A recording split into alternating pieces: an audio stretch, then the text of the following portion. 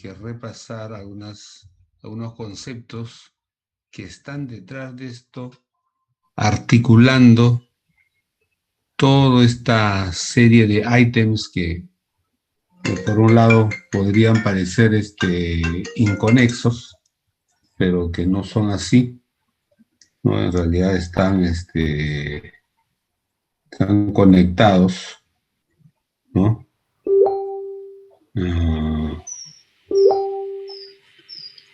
Por lo siguiente, en lo que es proyectos, que se entiende es algo que está por suceder, a diferencia de lo que es la gestión empresarial cuando el proyecto ya está en ejecución, ¿no? Entonces, en lo que es proyectos, en realidad estamos hablando, como creo que se dijo al inicio del curso, de una contabilidad de futuro, que no ha sucedido. Tiene probabilidad de suceder, pero no ha sucedido. En cambio, en lo que es la contabilidad de gestión, es una contabilidad histórica de lo que ha sucedido, ¿no? O sea, la contabilidad de gestión es una contabilidad histórica de lo que sucedió. En cambio, la contabilidad de proyectos es una contabilidad de futuro, de lo que puede suceder, probablemente puede suceder, pero de hecho que no ha sucedido. Bueno, entonces la sociedad, los gobiernos, pues alientan a que las empresas, como las personas naturales, quieran invertir, porque se sabe que la inversión es el primer paso para crear riqueza. La inversión es el primer paso para transformar los materiales, la materia prima o un producto, transformarlo en servicio. Y precisamente gracias a esa transformación es que creamos valor agregado. Y la sumatoria de todo ese valor agregado a nivel de la economía es precisamente el Producto Bruto Interno. Y entonces nuestra preocupación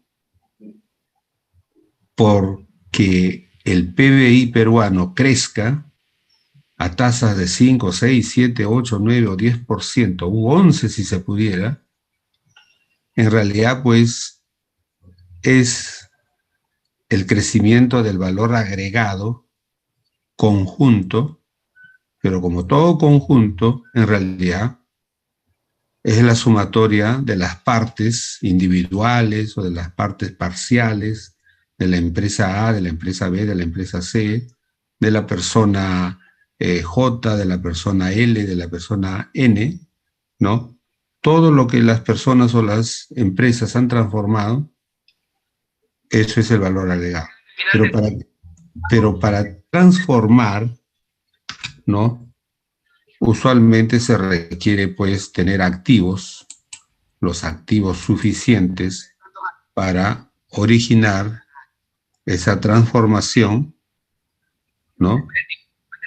Y crear un nuevo producto o transformar el producto en servicio, ¿no? O sea, necesitamos inversiones que se traduzcan en activos, ¿no? Máquinas, locales, capital de trabajo, materiales, patentes, logos.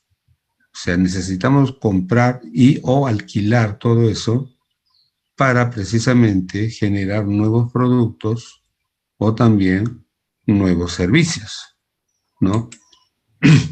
Bueno, entonces como el afán de los gobiernos o de la sociedad es crear más valor agregado, porque nosotros que formamos y espero que las sociedades occidentales nos consideren como país occidental, ¿no? Estamos bajo el paradigma de que más es mejor.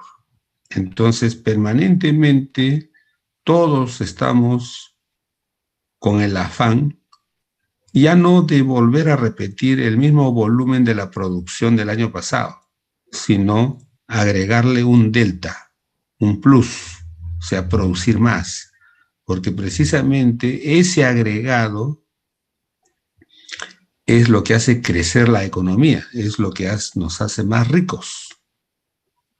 Y todo el mundo quiere ser más rico, ¿no? Todo el mundo quiere que su país crezca,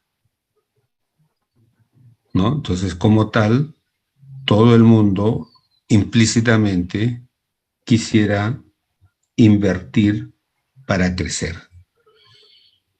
Como tal, en la contabilidad de proyectos, ¿no? Se le hace varias consideraciones a la inversión para que las empresas se animen a invertir. Por ejemplo, una primera consideración es que si el proyecto tiene activos depreciables, ¿no? Entonces, por ejemplo, esa depreciación sirva para que el inversionista pague menos impuestos a la renta, o mejor dicho, menos impuesto a las ganancias. Porque cuando de los ingresos por ventas, ¿no?, deducimos la depreciación, en realidad lo que estamos diciendo es que del 100% de las ventas, lo que corresponde al desgaste de capital, señores, alguien está con su micrófono abierto y se está colando el sonido. A ver, por favor. Sí, cancelan su micrófono. Alfredo José Velázquez. Ya, cerró su micrófono. Muy bien, gracias. Entonces, como tal, del 100% de las ventas, cuando descontamos la depreciación y sobre ese saldo calculamos los impuestos, claramente vamos a pagar, o el proyecto va a pagar menos impuestos. ¿Y por qué descontamos la depreciación? Porque ciertamente la recuperación del desgaste del capital a través de la producción y su recuperación a través de la venta no debe ser materia de impuesto, porque recuperar el capital nos habilita para utilizar ese capital para el próximo ciclo productivo. Y si el capital es una herramienta que te produce, que te permite producir más, ¿por qué le vas a castigar ni le vas a penalizar con un impuesto? Porque todos aceptamos de que sí, hay que ponerle impuesto a las ganancias, pero no al capital. O sea, el capital más bien nos ayuda a generar más riqueza, y más bien queremos que haya más capital, ¿no? Entonces, por lo menos, exceptuamos al capital de que pague impuesto y le quitamos, deducimos la parte gastada de capital que lo estamos recuperando a través de la venta, lo deducimos y digamos que hemos vendido 100 y se gastó 20 de capital en la forma de depreciación, entonces 100 menos 20 queda 80. Entonces, en el supuesto de que 80 sea la ganancia, ¿no? Muy bien, entonces, bueno, cobremos impuestos sobre esa ganancia. Pero 20 lo exoneramos de que pague impuesto porque ese es capital.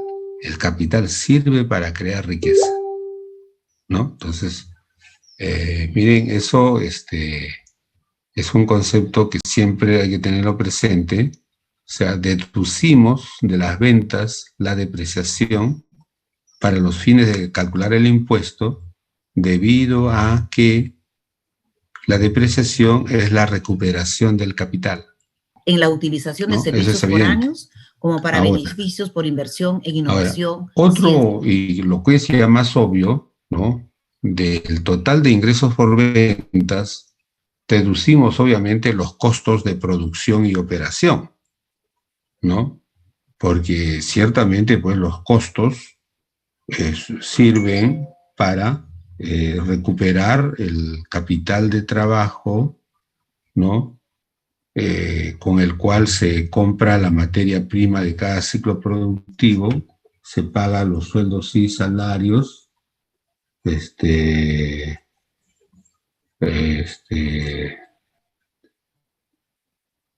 eh, y eso permite que haya, pues, varios ciclos de producción, ¿no? Creando empleo, pagando salarios, y lo que la sociedad quiere es ciertamente empleo, ingresos. Entonces, estamos bien, ¿no? Entonces, de los ingresos por ventas, entonces deducimos Mira, mira, los ahí en costos la de cuenta producción y hay un caballo operación impresionante. para financiar el próximo ciclo productivo. Deducimos la depreciación, que es la recuperación del capital, a fin de tener siempre el capital disponible, porque eso es la herramienta para crear riqueza, ¿no? Y después ya viene otra consideración más importante, que es el financiamiento. Entonces, hay proyectos donde los inversionistas iniciales no tienen todo el capital para financiar, no tienen todo el capital para iniciar el proyecto. Entonces, una parte lo ponen los dueños del proyecto y la otra parte lo financian, obtienen préstamos de bancos, de proveedores, ¿no? Préstamos. El préstamo, a diferencia de la inversión, el préstamo se devuelve y hay la obligación de devolver el capital más los intereses, más las comisiones. Sin embargo, en lo que es la inversión es una decisión de riesgo. Si el proyecto resulta positivo, recuperas tu capital e incluso puedes hacer ganancia, y los que arriesgaron, ¿no? Los capitalistas se dividen las ganancias en forma directamente proporcional a sus aportes. Pero si el proyecto resulta un fracaso, los únicos que pierden son, en primer lugar, los propios capitalistas o inversionistas. Ellos pueden perder todo o parte de su capital. Entonces, la inversión está sujeta a riesgo, el préstamo no. Usualmente el préstamo se devuelve, y en el caso de que hayan cosas de fuerza mayor, en el sentido de que el deudor no pueda devolver, incluso el Estado garantiza la devolución del préstamo, ¿no? Puede garantizar hasta un cierto monto, ¿no? No necesariamente todo, pero hasta un cierto monto. Entonces, la diferencia entre inversionista y financista es grande, ¿no? El inversionista arriesga, el financista no, ¿no? A él le deben devolver todo lo que presta. Muy bien. Entonces, cuando los inversionistas se prestan y se prestan para financiar el proyecto,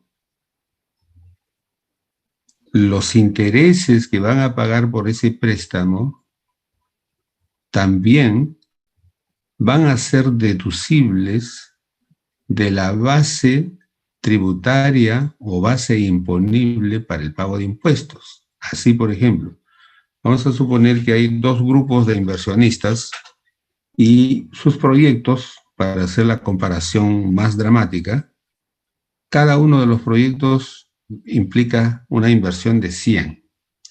El primer grupo financia con su propio peculio los 100. Pues vale decir, no solicita ningún préstamo porque tienen plata. O sea, 100. En cambio, el segundo grupo dice, ya, yo pongo 40 y 60% lo financio con un préstamo. Muy bien.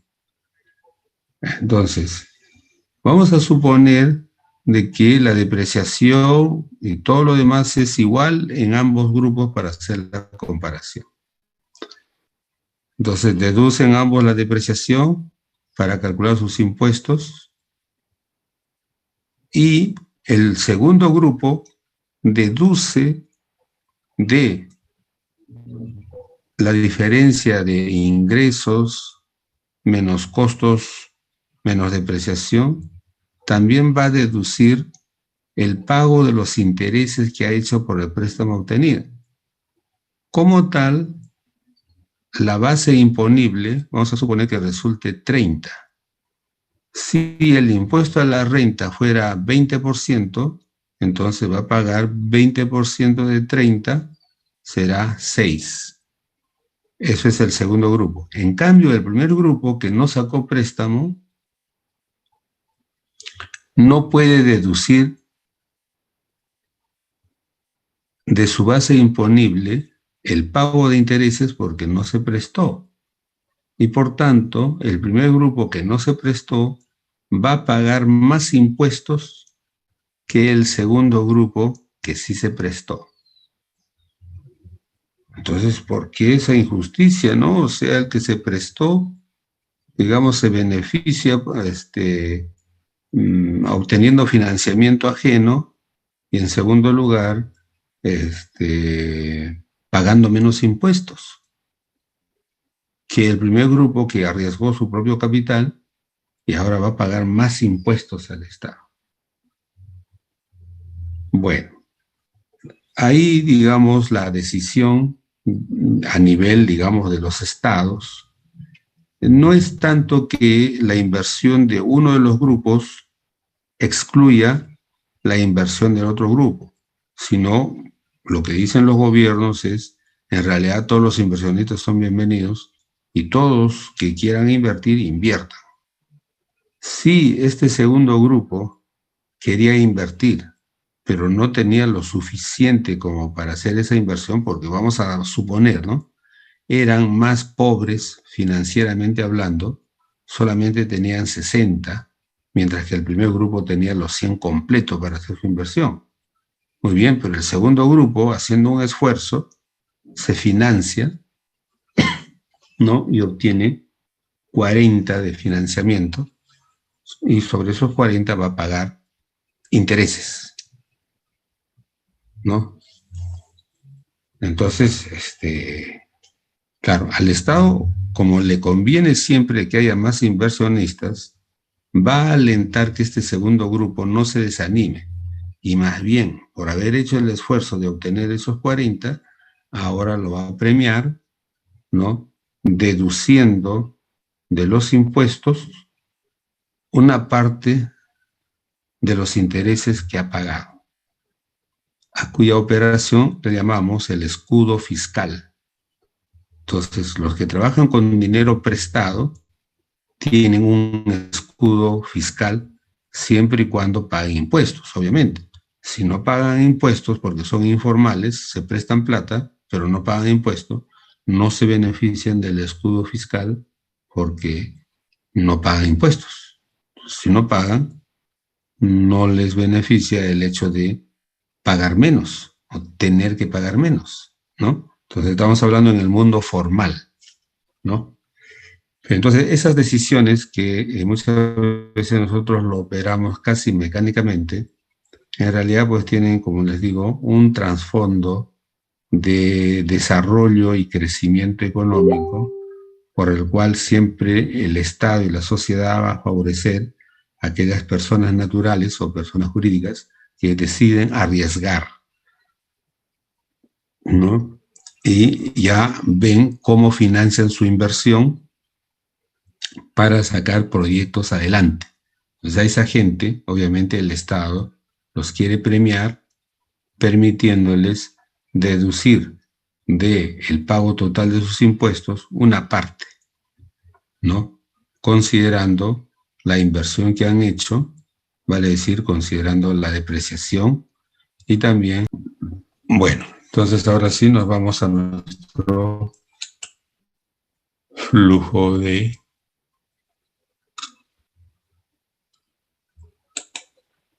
caja. Muy bien, entonces, ya está.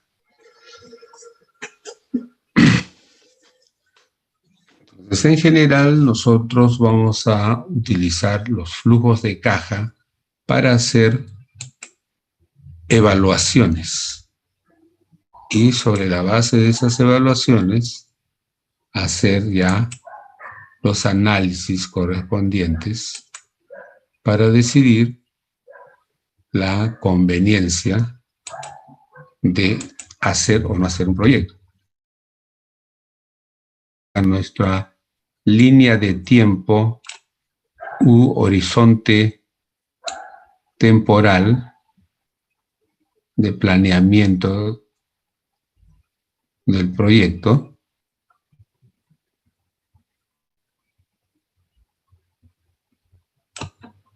y por convención vamos a decir que este es el momento cero o foco donde decidimos hacer o no hacer la inversión. Entonces el supuesto es que si decidimos hacer la inversión, bueno, la inversión es el primer costo del proyecto.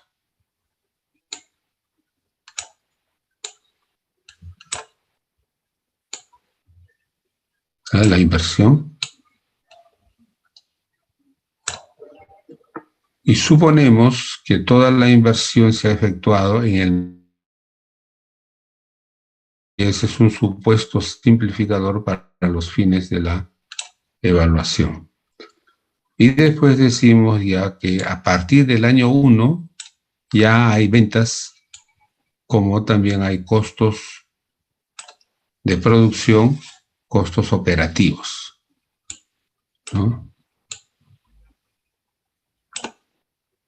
Entonces ya todos estos son periodos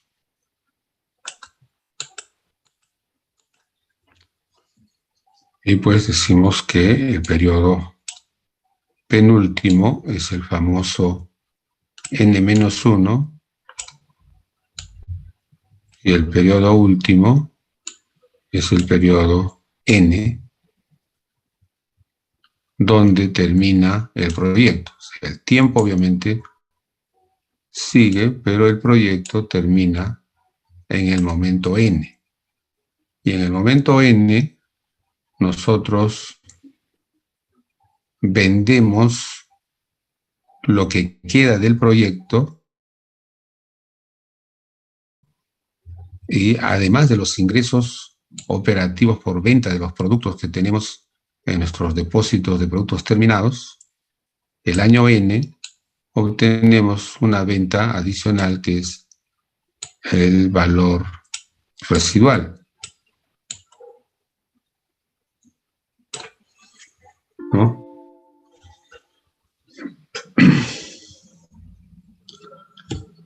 Entonces, lo que nosotros vamos a lo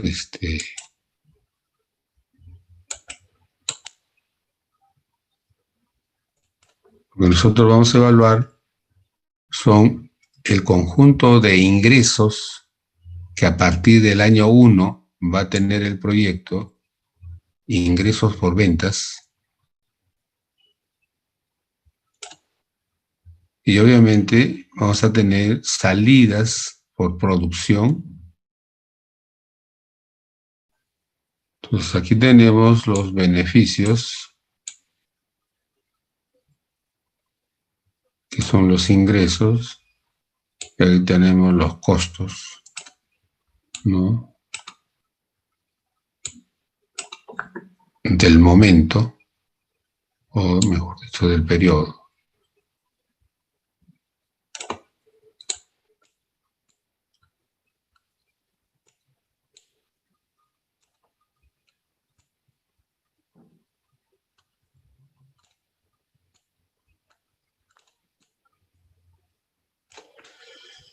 ¿No? Y esto se da hasta el último año. Aquí también hay costos sub N. Y aquí también hay, obviamente, beneficios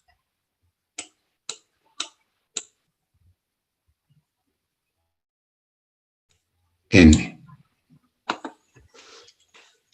¿no?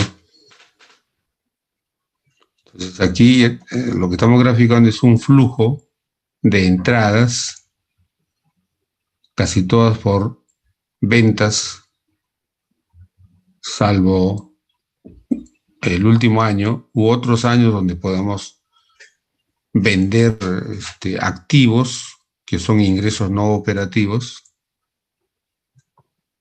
Y también tenemos costos, salvo que por acá tengamos un programa de inversiones y digamos el año tercero o el año cuarto hagamos una nueva inversión y en ese año vamos a tener costos de inversión más los costos de producción y operación. Pero lo que queremos graficar es aquí, por tanto, el flujo de beneficios sub T menos el flujo de costos sub T. O sea, todo lo que entra menos todo lo que sale.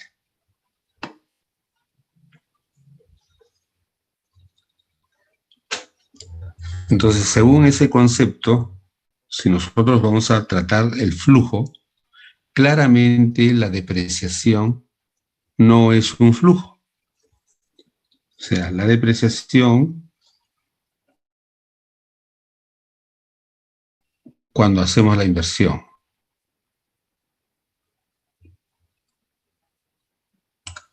Y luego nosotros, sí, de los beneficios o de las ventas vamos a deducir la depreciación. Pero como la depreciación no es un pago a nadie externo, la depreciación no tiene que salir. Simplemente deducimos para los efectos del cálculo de los impuestos, pero esa depreciación en realidad se está acumulando hasta el final de la vida útil de los activos que hemos comprado acá para hacer su reposición, ¿no? Entonces la depreciación en ese sentido no es un egreso, no sale, ¿no? Entonces por eso es que acá no aparece la depreciación como una salida. Bueno, entonces este es el flujo general y sobre esta base vamos a hablar de los dos grandes flujos indispensables para hacer la evaluación de proyectos. El flujo económico, flujo de caja económico, y el flujo de caja financiero. Dos flujos que vamos a construir.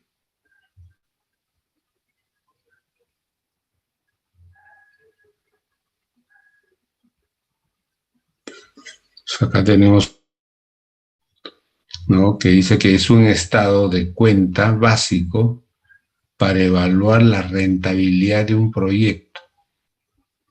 Se construye para la vida útil en el cual se genera la renta económica o la ganancia económica del proyecto. Para la elaboración del flujo de caja económico, consideramos, ¿no?, como un supuesto que los inversionistas tienen el 100% del capital necesario para hacer la inversión. ¿no? Tienen el 100% del capital necesario para hacer la inversión, es supuesto.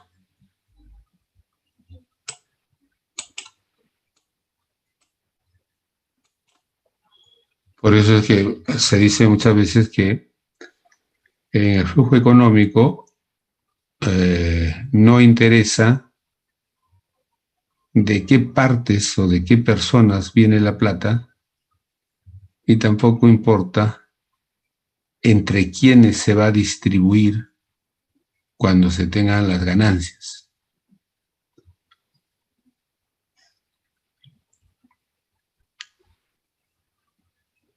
Porque ya se tiene como supuesto obvio que el 100% es solo para los dueños. Ese es el supuesto.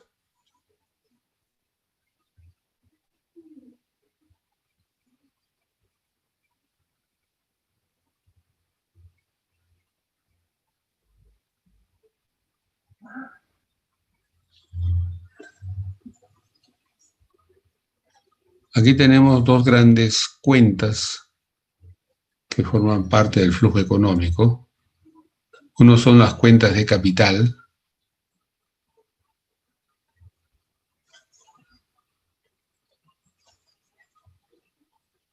Bueno, ya el capital de trabajo hemos hablado en algún momento, vamos a simbolizarlos acá para recordarlo más adelante. KT, capital de trabajo.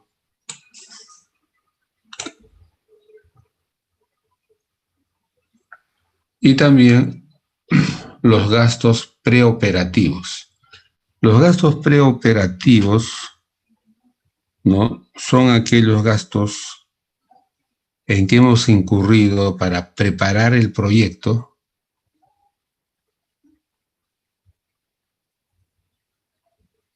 ¿no?, como por ejemplo los estudios. Esos son gastos preoperativos. Ahora, no hayamos tenido plata para pagar los gastos preoperativos, si nos prestamos plata y por tanto tuvimos que devolver los intereses o nos toca devolver los intereses a futuro, bueno, entonces el pago de esos intereses también son como gastos preoperativos.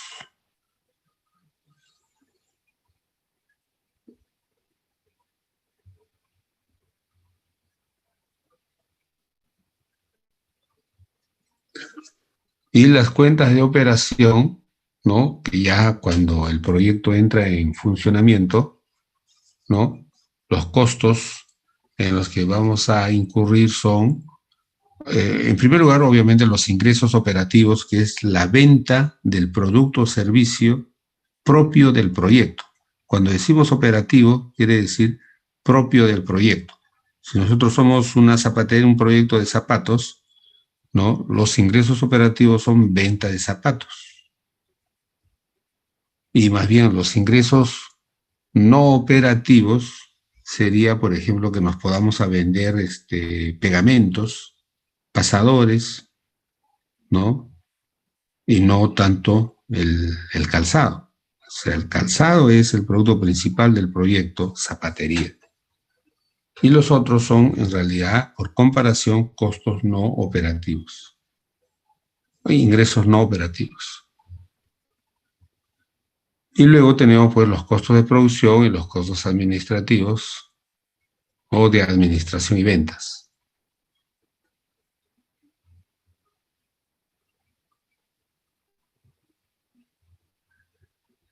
Profesor, una consulta. A ver, adelante. ¿Por qué este capital de trabajo lo considera en cuentas de capital?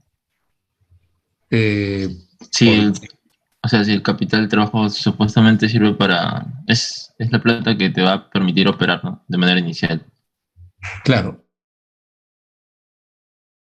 lo que va a permitir operar no necesariamente es capital de trabajo, porque en el tiempo, digamos, las necesidades de producción pueden ser 80, 60, 100, 120, 150, ¿no?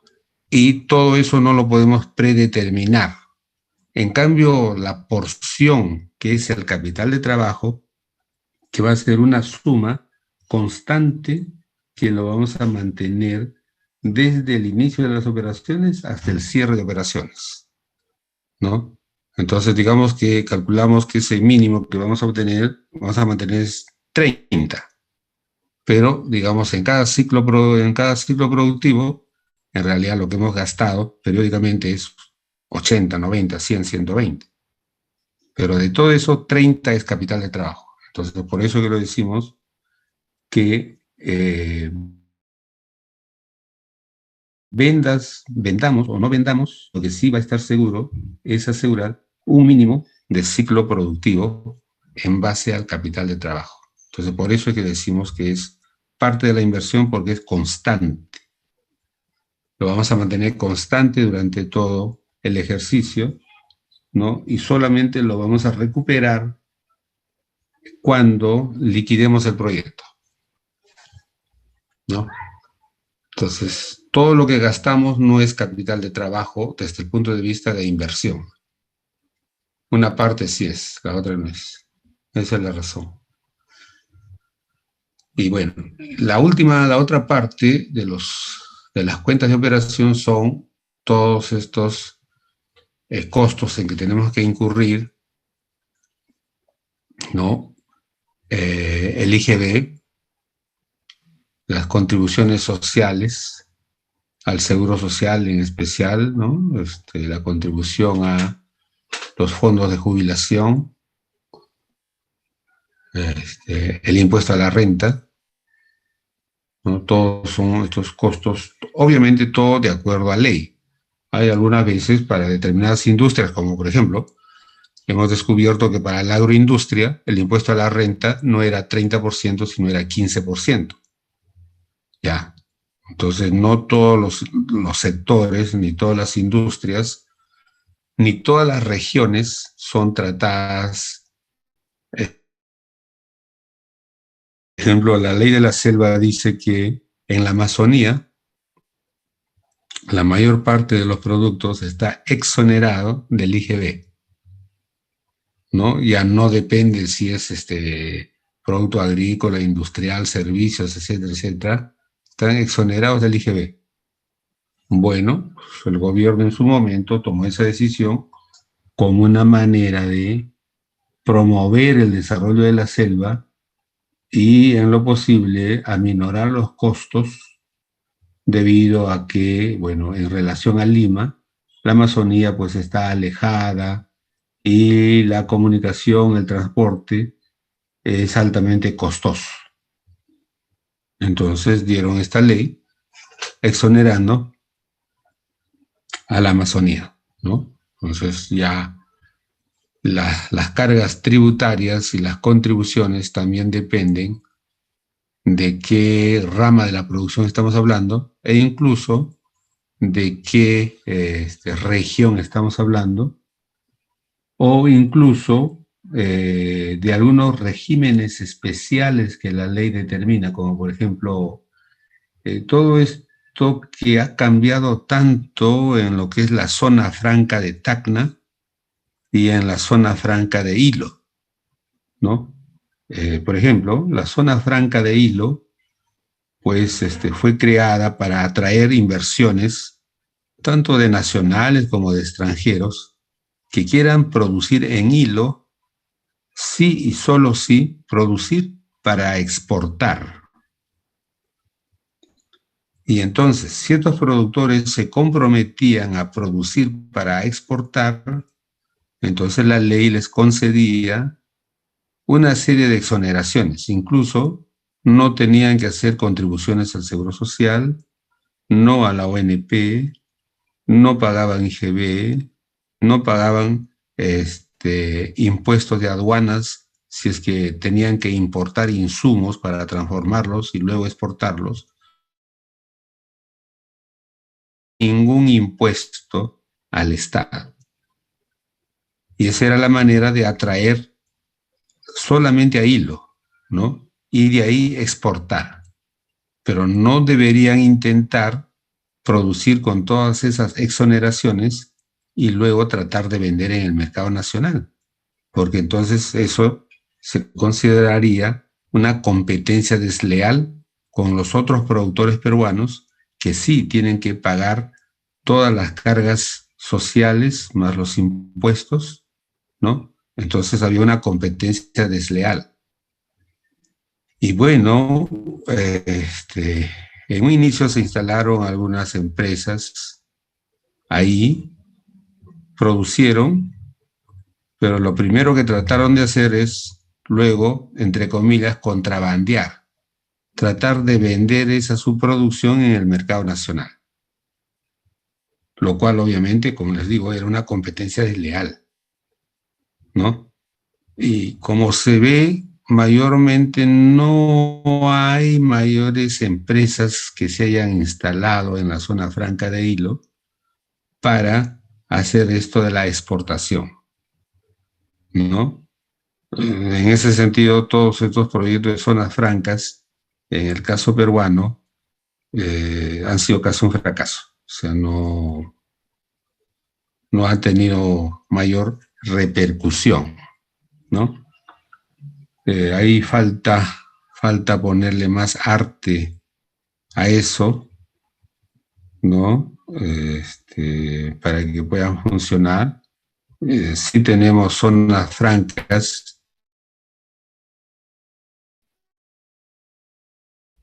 en el lado de Ecuador, ¿no? Que han sabido vivir del mercado peruano, ¿no? Nosotros en sí no hemos sabido diseñar nuestras zonas francas para tratar de sacar productos hacia los países, no, ya son, hay posiblemente falta otros tipos de gestión para hacer eso. Muy bien. Entonces ya tenemos los componentes del flujo económico. Ahora veamos los componentes del flujo financiero. Entonces, el flujo de caja financiero consiste en agregarle al flujo de caja económico un flujo de financiamiento neto. ¿Qué cosa es este flujo de financiamiento neto? Muy bien, pues es la parte que los inversionistas van a financiar como fondo adicional a sus propios aportes que no alcanzan para todo el proyecto, entonces se prestan plata.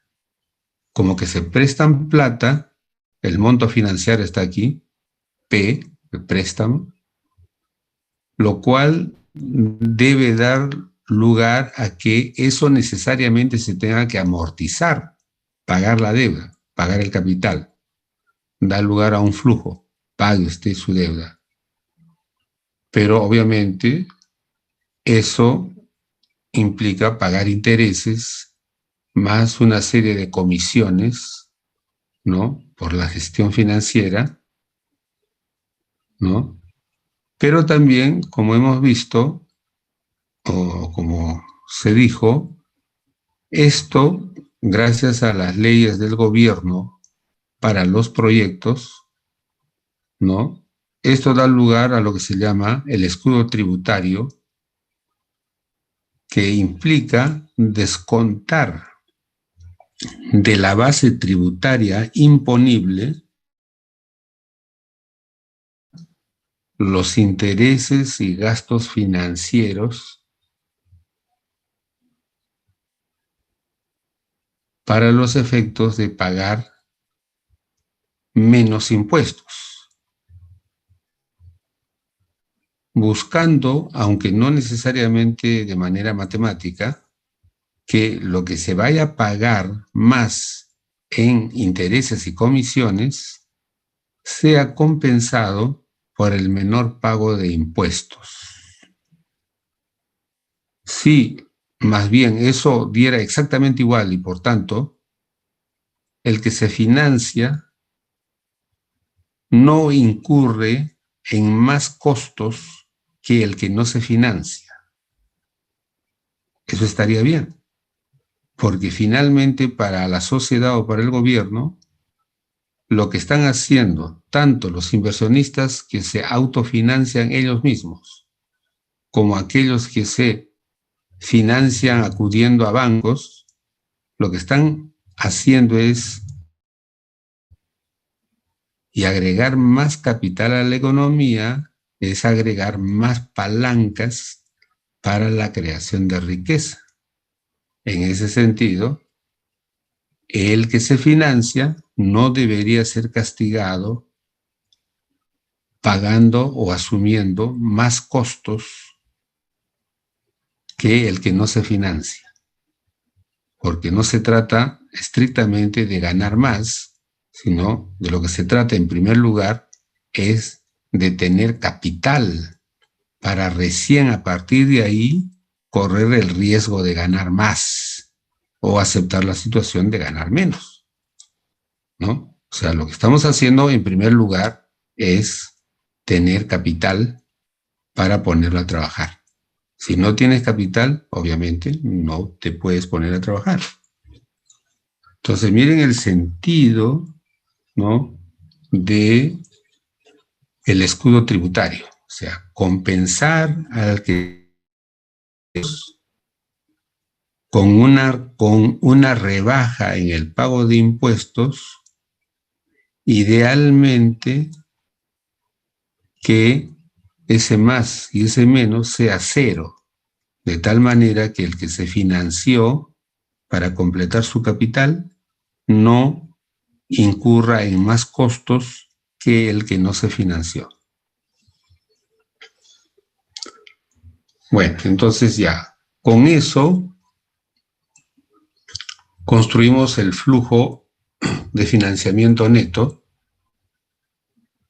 Este flujo de financiamiento neto lo sumamos algebraicamente al flujo de caja económico y obtenemos el flujo de caja financiero.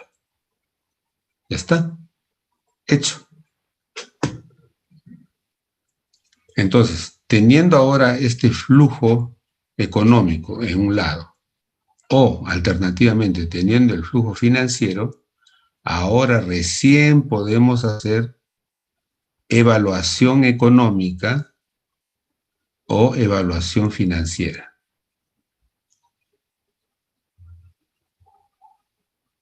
¿No? Evaluación económica, 100% financiada por los inversionistas. Evaluación financiera, solo una parte fue financiada con capital propio y la otra con préstamo. Esa es la diferencia entre evaluación económica y evaluación financiera. Ahora, estas diferentes evaluaciones pueden ser hechas desde diferente perspectiva. La principal para nuestros fines es la perspectiva privada, de la empresa privada, ¿no? Esa es una evaluación. La otra es la evaluación desde el punto de vista del Estado, evaluación estatal o evaluación pública, que no es igual que decir evaluación social. No, la evaluación social es otra cosa. O sea, la evaluación social es desde el punto de vista de lo mejor que le puede pasar a la sociedad. Y lo mejor que le puede pasar a la sociedad es que la economía y por tanto el proyecto esté en una situación ideal que se llama, pues, en una situación de equilibrio.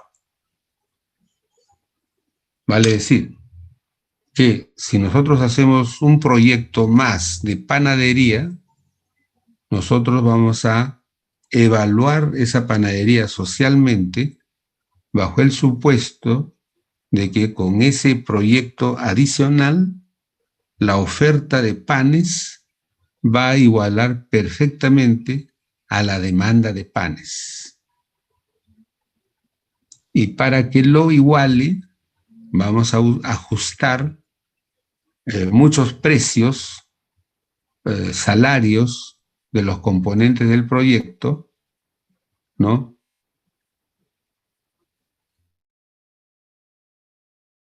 Y evaluar si con esos ajustes ese proyecto es socialmente rentable o no es socialmente rentable, ¿no? Pero también podemos hacer una evaluación ambiental de proyectos.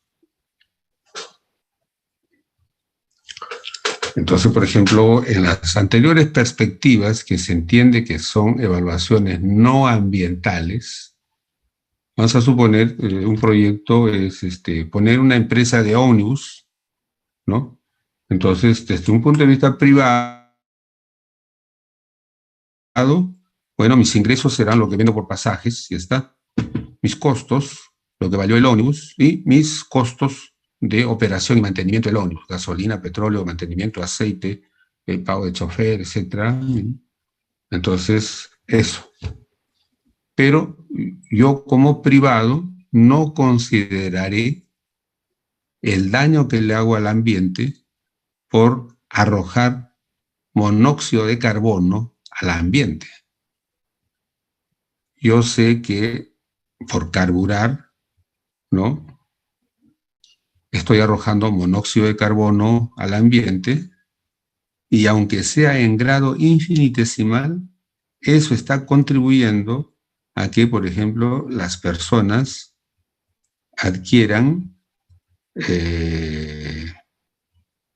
mayor propensión a las enfermedades respiratorias, porque parte de ese alquitrán que se forma con el monóxido de carbono, en realidad les está ennegreciendo los pulmones. Y claro, ya cada quien que se medicine, ya verá que lo hace, pero la empresa de transportes en sí,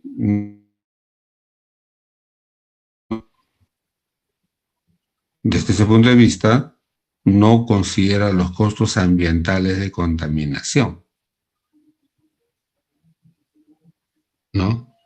Ahora, claro, la empresa de transportes también dirá lo siguiente: sí, es cierto, no se me está considerando los costos de ensuciar el ambiente, pero al mismo tiempo no me están pagando por todo el beneficio que yo doy, digamos, a los pasajeros. A ver, del punto A hasta el punto B, si se va a pie, se demoraba 3 horas.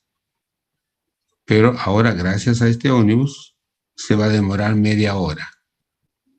Le beneficiaba en 2.5 horas. ¿Qué hace con esas 2.5 horas? A lo mejor esa persona tiene un segundo trabajo. Está ganando más que si solamente hubiese caminado.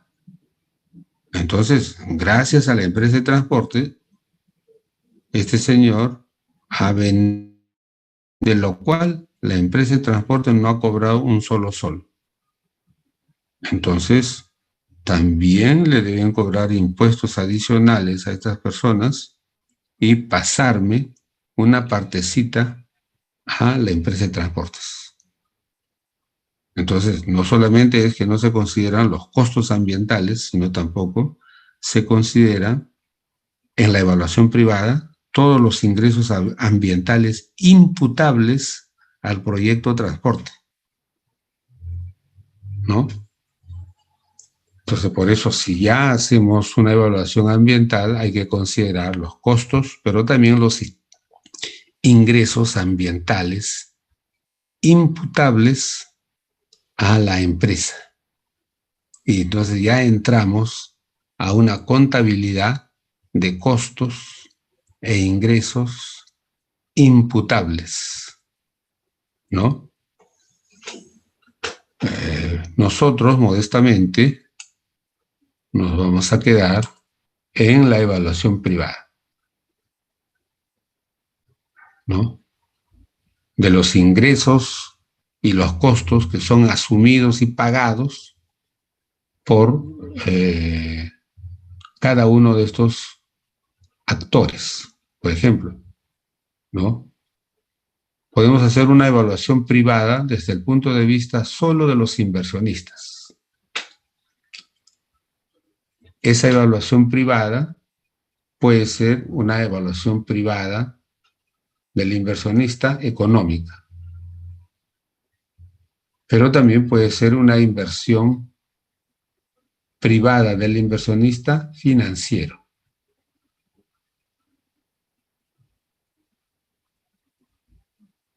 ¿No? Ahora, cuando digo del inversionista, lo que estoy diciendo es así.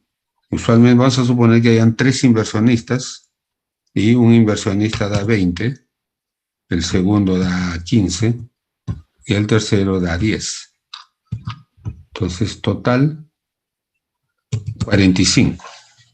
Ya, esto es lo que han dado los inversionistas de su bolsillo. ¿No? Pero diferenciando que cada uno es diferente. Ya está. Entonces, cuando hago la inversión, la evaluación privada del inversionista, estoy diciendo la evaluación privada del señor A1, del señor, o la evaluación privada del señor A2, o la evaluación privada del señor A3. ¿No?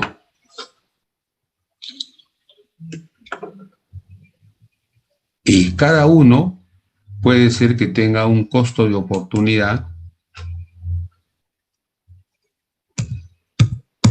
diferente. Por ejemplo, el señor que ha puesto más tenía su plata metida en un negocio de venta de mascarillas contra el coronavirus, ¿no? Pero le están ofreciendo un nuevo proyecto y él saca de ese su negocio de venta de mascarillas donde ganaba, vamos a suponer, estaba ganando 30% anual.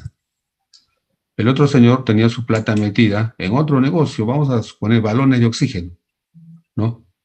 Y ahí este señor estaba ganando 25%, ha sacado su plata de ahí y lo mete ahora al nuevo proyecto.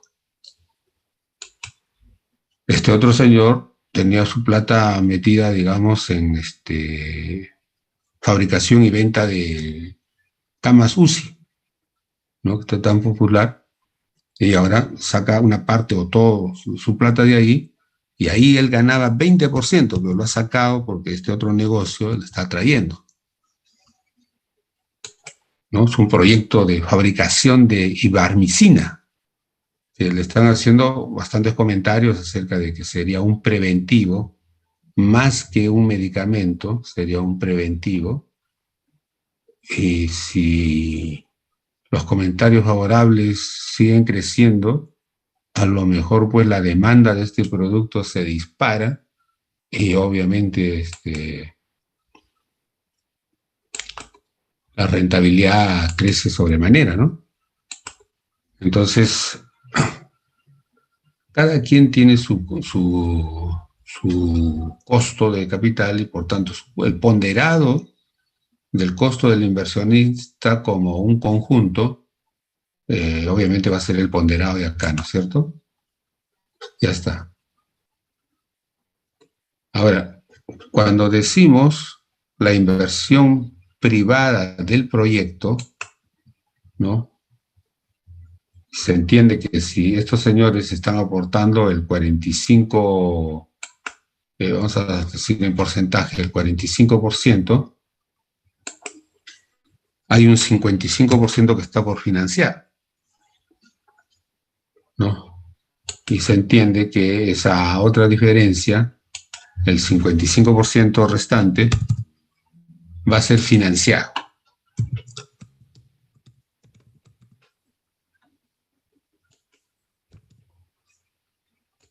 ¿no? Y la tasa de interés de ese 55%, vamos a suponer que sea pues algo así como 35%, ya está. La tasa de interés, ¿no? Entonces aquí está el 100%, Ya. Cuando decimos evaluación privada del proyecto, evaluamos los 100 de inversión. Y la tasa de interés promedio ponderado que salga de acá, ¿no? Y si ya consideramos la tasa de descuento con escudo fiscal, entonces claramente vamos a evaluar los 100 de inversión con una tasa donde ya se vea el escudo fiscal que va a corresponder solamente a la parte financiada,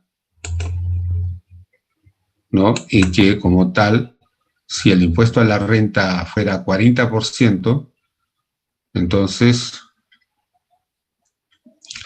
pues,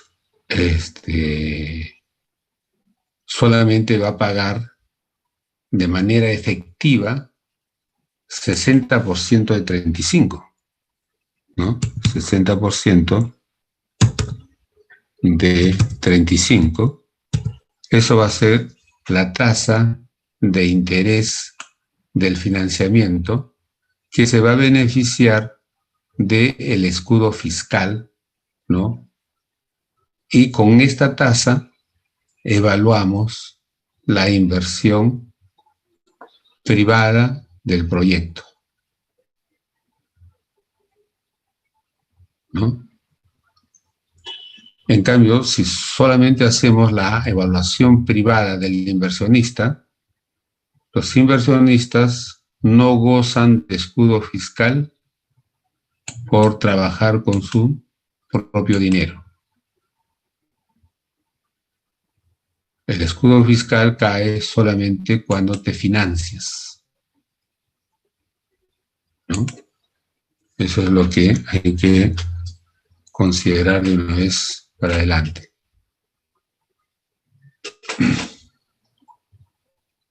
Otro. Ahora, esto obviamente ya cae sobre la evaluación del proyecto de las empresas en marcha, ¿no? De las empresas operativas, ¿no? Ya, bueno, ya eso es evaluación de empresas, no es evaluación de proyectos, ¿no? Esto es evaluación de proyectos. Esto es evaluación ya de empresas en marcha. Bueno, en la estatal pública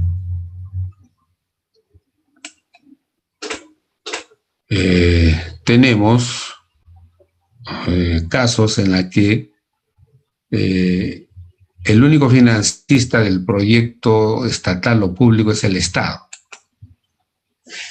Por tanto, solamente es una evaluación económica. Pero también hay proyectos donde el Estado pide préstamo de otros países o de entidades privadas, nacionales o extranjeras. Y por tanto, tiene su flujo de financiamiento neto. Se presta 100 y obviamente debe amortizar el capital 100 y pagar los intereses más las comisiones, ¿no? Y entonces, ahora sí, la suma algebraica del flujo de caja económico más el flujo de financiamiento neto, tienes el flujo de caja financiero. O sea, el Estado también tiene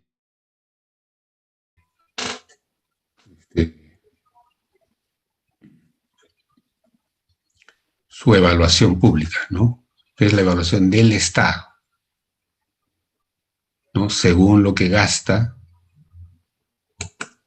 Algunas veces en el flujo de caja económico obviamente van a haber ingresos y no necesariamente el Estado vende sus productos o sus servicios a precios de mercado, porque claramente los productos o servicios del Estado no necesariamente compiten en el mercado. Y tampoco el Estado tiene afán de lucro. Entonces, usualmente, el Estado vende a precios menores.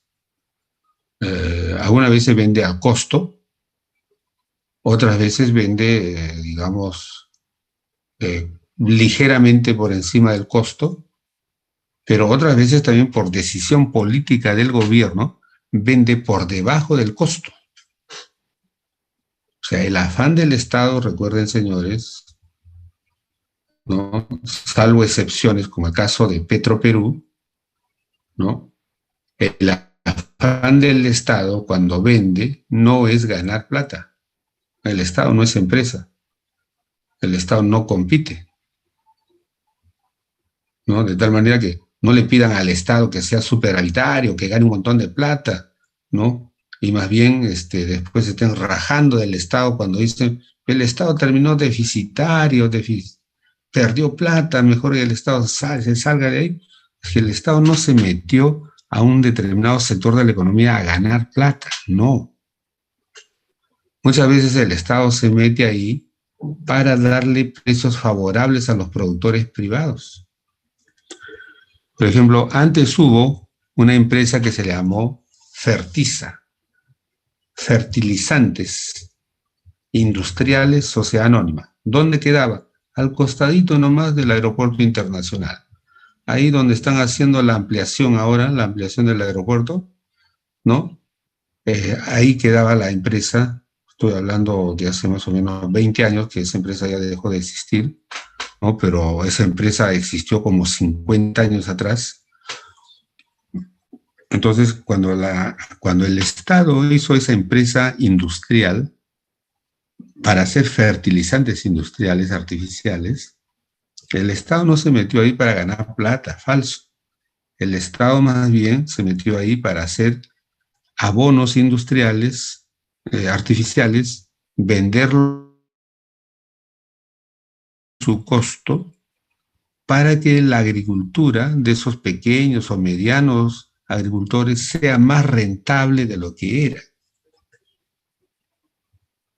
El supuesto era de que cuando esos agricultores vendieran más sus productos y por tanto pagaran su impuesto a la renta, el impuesto a la renta por ese concepto iba a crecer en mayor grado que los subsidios o las pérdidas incurridas por el Estado en la venta de insumos por debajo de su costo. Entonces, de esa manera, en suma algebraica, el resultado era cero o era positivo para la sociedad. Entonces, sí convenía que el Estado pierda plata para que el agricultor privado gane plata. Y eso los políticos no quisieron explicar, ¿no? Para que la gente simplemente diga, mira cómo la empresa estatal pierde plata, ¿no? Información, ¿no? Falta de información. Por ejemplo, estas líneas del metropolitano, que por su comportamiento, si bien es cierto, patrimonialmente son empresas privadas, pero existen gracias al proyecto de transporte público del Estado. El Estado tiene su proyecto de transporte público, ¿no? Transporte público rápido, masivo y seguro. Ese es un proyecto del Estado. Y el Estado paga para que ese proyecto sea, vamos a decir, factible. Entonces ahora, ¿no? En todos estos meses de pandemia, ¿no? Que la gente solamente viaje sentada, espaciada. ¿Cuánto cuesta, cuánto es el costo de un asiento de esa manera en el metropolitano? Seguramente sería 25 soles, ¿no? Por cabeza. ¿Cuánto paga? 2.50. ¿Quién pone la diferencia? El Estado. ¿Y por qué el Estado supuestamente hace esa burrada? Bueno, porque quiere proteger la vida de los peruanos. El supuesto es que si esos señores sobreviven, se dedican a su comercio, a su trabajo, van a generar una renta que pagando los impuestos respectivos van a superar ese subsidio de 22.50 por cabeza por viaje que el Estado les está otorgando en estos momentos. Desde un punto de vista social, le conviene al Estado, obviamente, de una manera relativamente parcial y a un pequeño porcentaje, le conviene mantener ese proyecto de transporte público rápido masivo, seguro y saludable. Por el momento, ¿no? Entonces, hay que ponerse en la camiseta del evaluador para hacerle las consideraciones del caso. En la evaluación social de proyectos, que ya la evaluación social la puede hacer la empresa privada, la evaluación social también la puede hacer el Estado, ¿no? En el caso de la evaluación social desde el punto de vista privado, el supuesto es si el proyecto que estamos analizando va a contribuir a llegar al equilibrio, usualmente, demanda-oferta del proyecto.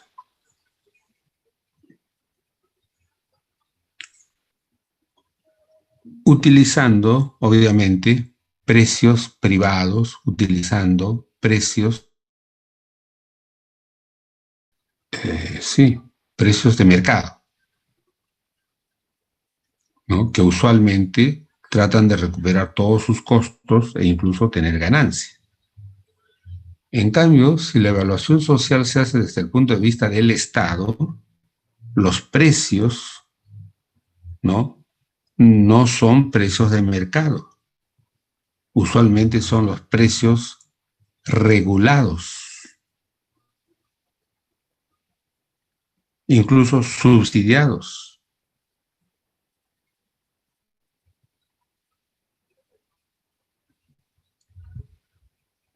Y entonces también la pregunta es, con esos precios que utiliza el Estado, ¿podemos llegar al balance oferta-demanda del producto o el servicio materia del proyecto?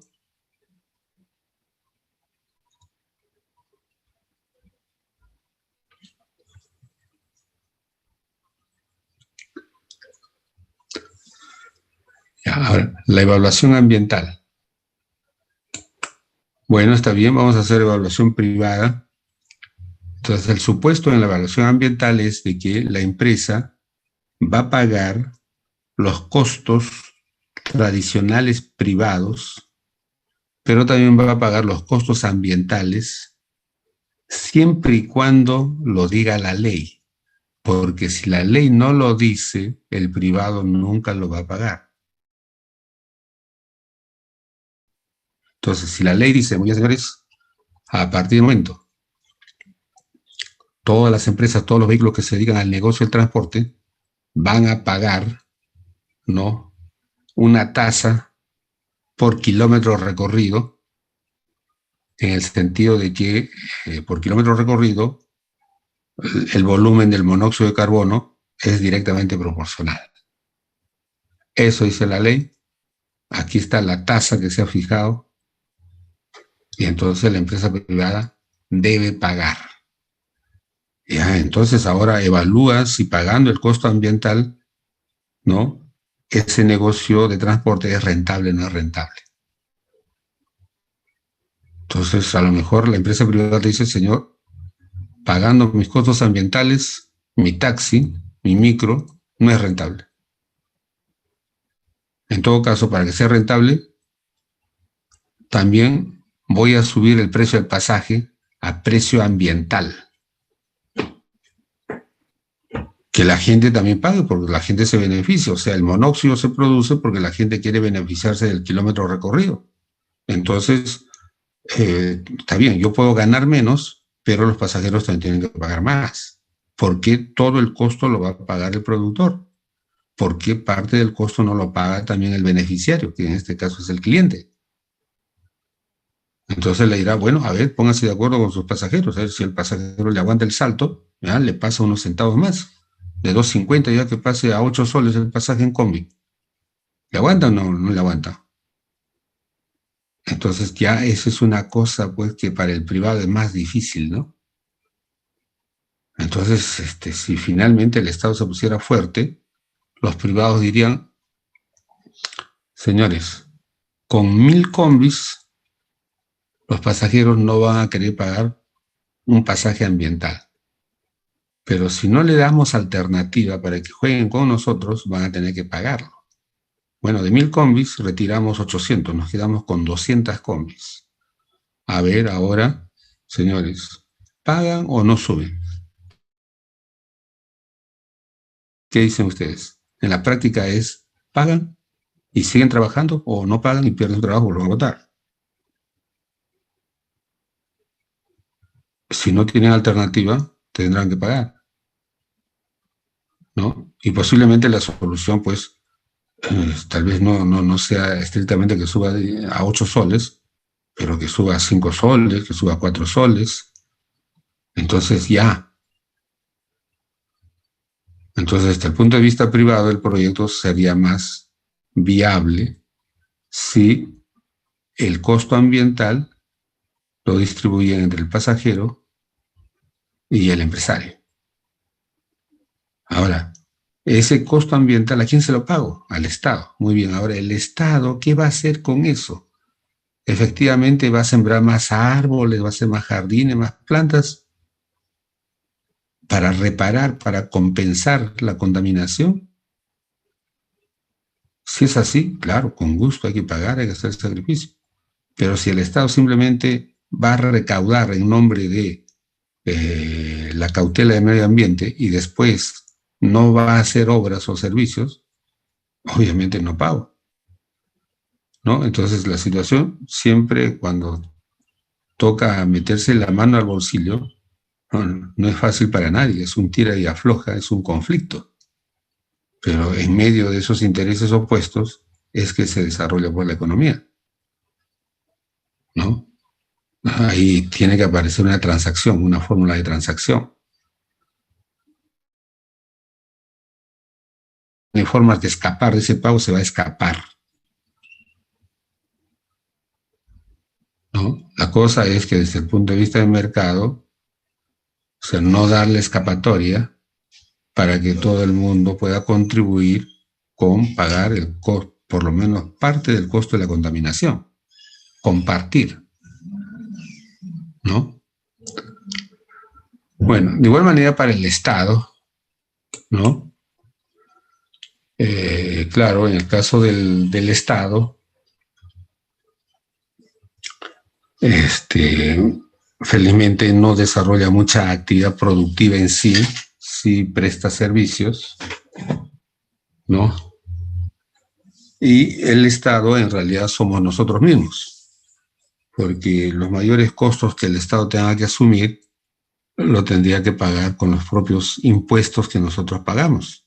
Entonces, si el Estado tuviera que pagar más costos ambientales, el Estado tendría que recaudar más impuestos, tendría que cobrarnos más,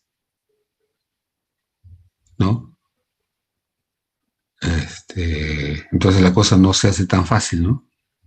Entonces por eso la parte de la negociación, la parte de la transacción siempre va a definir cómo se distribuyen los costos, ¿no? Entonces, bueno, ya tenemos los diferentes tipos de evaluación. Ya no hay, creo que, dudas sobre eso. Y más bien, ahora nos vamos a gráfico 2. Ya está. Y nos comenzamos con un ejemplito. Tenemos un proyecto a 3 años de una inversión de 5.500, de los cuales 2.800 es aportado por los dueños del proyecto. Y por tanto, la diferencia será financiada. Entonces, ese financiamiento va a costar 50% de interés anual y una depreciación del 15% anual.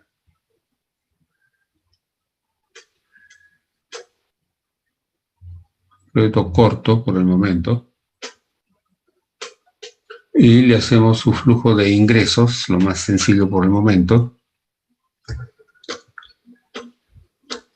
Sus ingresos son de 14.000, 29.400, 54.880. 3 años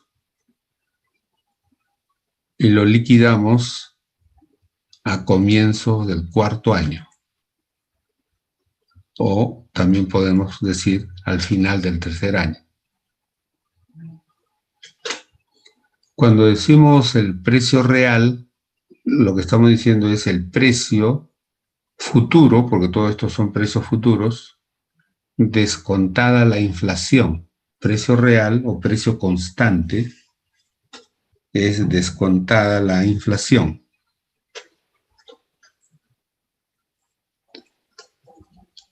Y decimos precio nominal cuando el precio contiene la inflación.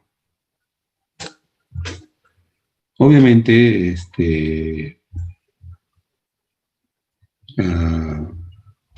inflación proyectada, ¿no?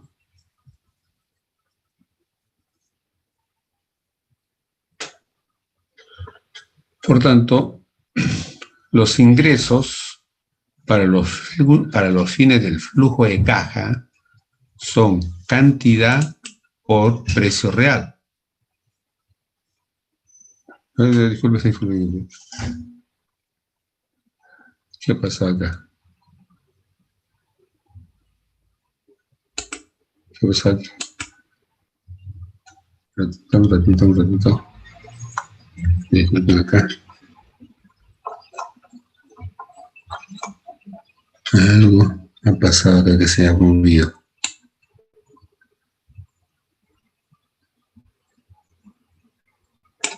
Ya. Entonces ahora ya, volvemos. Entonces, el precio nominal 7 por 2.000, 14.000, cierto, 10 por 3.000, 30.000, pero sale 29.400, que después vamos a explicar. Y ingreso del año 3 sería 14 por 4.000, no sale exactamente 54.880, pero después vamos a explicar.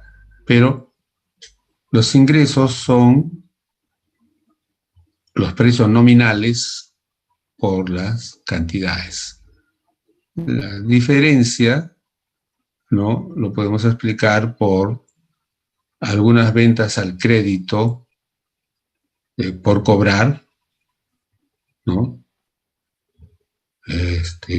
Aquí se vendió todo al contado, 7 por 2.000, 14.000. Aquí se vendió también los 3.000 por 10, 30.000, pero no se cobró todavía 600. También acá, algo parecido. Ahora, decimos que la inversión ha sido de 5.500 en el año 0, y aquí adelantamos un capital de trabajo, ¿no?, que en este caso es un capital de trabajo dinámico, ¿no?, que está de 100, 400 y 100, que sería 500, 600, ¿no? 600. Ya. Eso hay que considerarlo por ahí para luego hacer los ajustes. Como costos de inversión, tenemos terreno, edificio, maquinaria, equipo, capital de trabajo.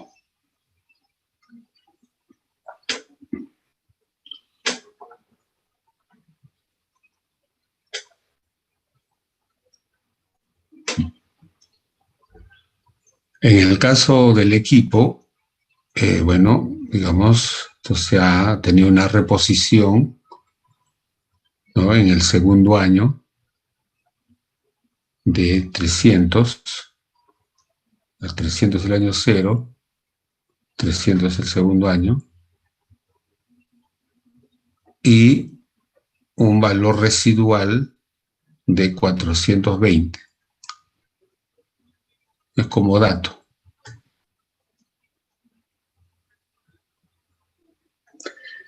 En el capital de trabajo se presupuestó 100 de capital de trabajo, ¿no?, el cual se mantiene constante a lo largo del proyecto y solo se le recupera cuando se liquide el proyecto. Entonces, 300 de recuperación de capital de trabajo.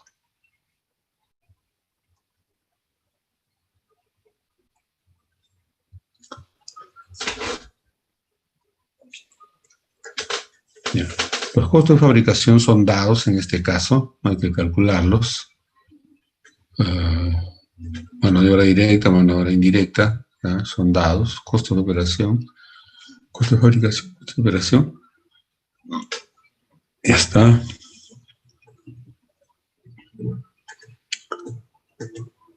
Tenemos la depreciación, que ha sido dada también.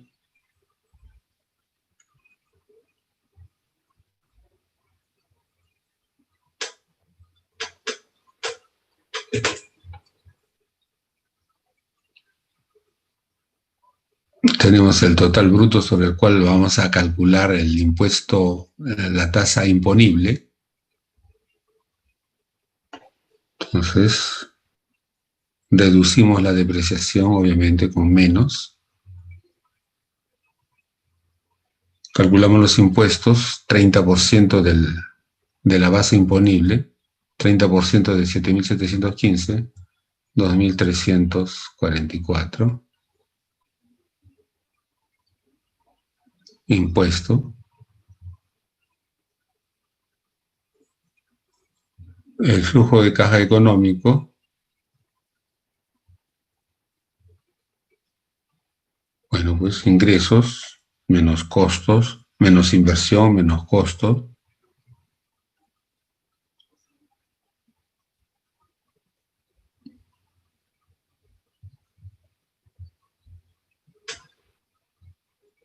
Y podemos distinguir los dos flujos, el flujo de caja económico nominal, que es el que hemos estado trabajando,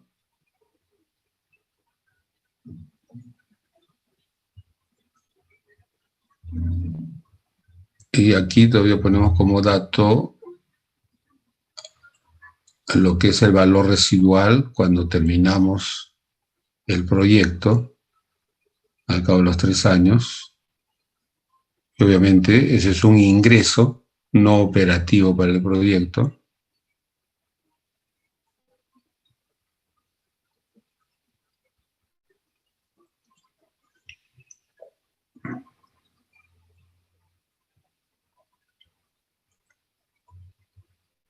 Y ya está.